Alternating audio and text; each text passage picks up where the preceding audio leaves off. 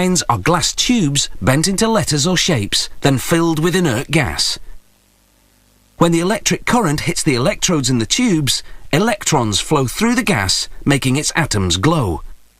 It's a delicate operation that has fantastic results. In a clear glass tube, argon gas gives off blue light, while neon gas produces red light.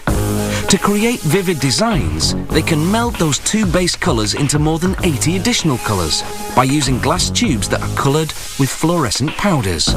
For instance, blue glowing argon gas in a yellow tube creates a green light.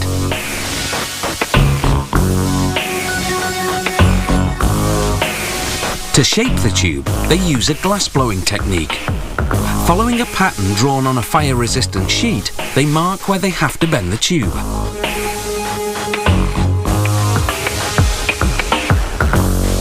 Then they heat each spot on a device called a ribbon burner, whose propane flame is a blazing 650 degrees Celsius.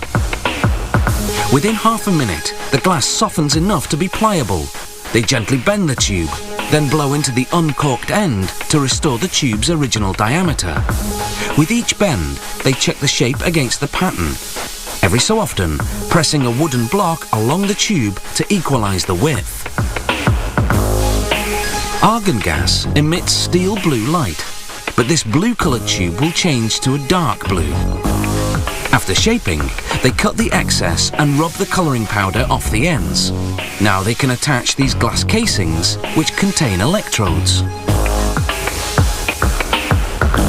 They fuse an electrode to each end of the tube using a propane hand torch and a flexible latex blowing torch.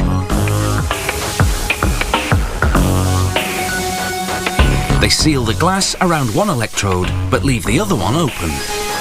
Then, using what's called a crossfire burner, they create a tubulation, a thin tube with a bubble that'll act as a passageway into the open electrode. They fuse the tubulation to that electrode.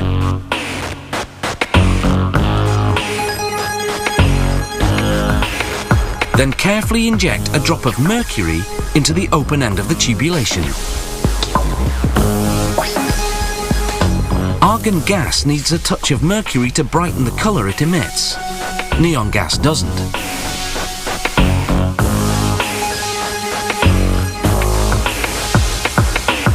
Using what's known as an end torch, they fuse the open end of the tubulation to a long glass tube leading to a pumping system. They connect the electrodes to the system, then power it up. The pump vacuums out the air, then injects the gas. The electrical current makes the atoms in the gas glow.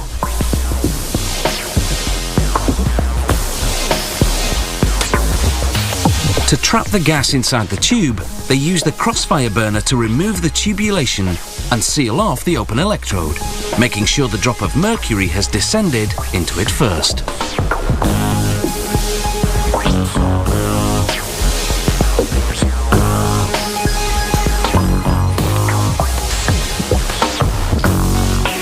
They dip the back of the sign into black paint.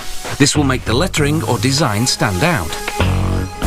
They use a brush to spread the coat evenly and remove the excess. Next, they'll light up the sign at high voltage for half an hour. This will dry the paint and, more importantly, transform the liquid mercury into vapour that will spread throughout the sign.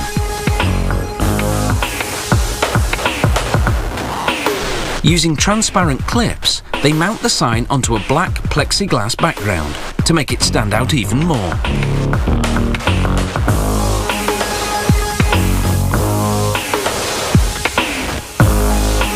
Finally, they connect the protruding electrode wires to a transformer. This transformer converts the standard electrical current into the 3 to 15,000 volts you need to light up a neon sign.